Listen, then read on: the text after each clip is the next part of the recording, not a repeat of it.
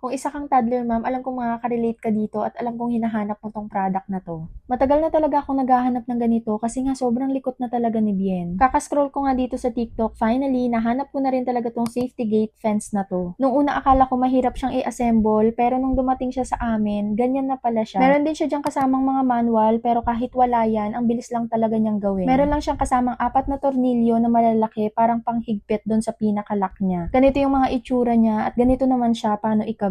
Pahihigpitan mo nga lang siya muna dyan bago mo siya ilalagay doon sa mismong gate na paglalagyan mo. After nga namin siya dyan maikabit, tinesting lang muna namin dito sa pinakababang hagdan namin. Pero ito kasing sukat na binili ko talaga is para doon sa pinakataas. Sobrang bilis nga lang talaga nitong ikabit kasi pahihigpitan mo lang yung pinakalock niya. Ayun na, tapos na agad yun after. Akala ko nga dito, nung hindi pa siya dumadating, akala ko kailangan pa siyang barinahin para ikabit yung mismong gate. Pero hindi na pala kasi sobrang dali niya lang talagang gawin. Wala pa to 1,000 pesos pero may ganito ka nakatibay na safety gate para sa mga babies natin. Hindi ka na nga talaga mag-worry dyan kasi kahit mabuksan nila yung pinto, alam mong safe na safe sila. Alam ko maraming mga mommies dito ang makaka-relate, lalo na yung may mga hagdan yung bahay. Talagang safety first talaga muna. Ito palang safety gate na to, hindi lang siya para sa mga babies. Kaya kung may mga pet ka sa bahay, may aso, pusa, pwedeng-pwede rin to. Nung naikabit na nga namin yan, medyo nabawasan na yung kaba ko kasi nga alam mo, malingat lang tayo minsan. Ang bibilis talaga ng mga bata ngayon. Parang mailapag mo lang siya ng konti, paglingon mo, ayun, dumiretso na sa pinto. Pero kung may mga ganito, at least alam mong safe pa rin. Isa nga lang muna yung binili ko dyan kasi tinesting ko, baka mamali kasi ako ng sukat. Pero dahil nakita ko na kung gaano siya kaganda at ka-quality, talagang bibili pa ako dun para sa baba at para dun sa iba naming pinto. Nilagay ko nga muna dyan si Bien para makita ko kung ano yung mga pwede niyang gawin just in case lang na malingat ako. Tinry niya nga rin yan dyan iuga-uga, pero sobrang tibay niya talaga. Kaya masasabi ko talagang perfect na perfect to sa mga toddler na babaakyat sa hagdan natin. Pero syempre, kahit may mga ganitong matitibay na gate, doble ingat pa rin po para sa safety ng mga babies natin. Meron pa nga rin palang ibang available na color na to, pero itong color white yung kinuha ko kasi parang mas kitang-kita siya dito sa hagdan namin. O siya mga mommies, para sa safety ng mga kids natin, check mo na lang yung link dyan sa baba para maka-check out ka na rin ng sayo.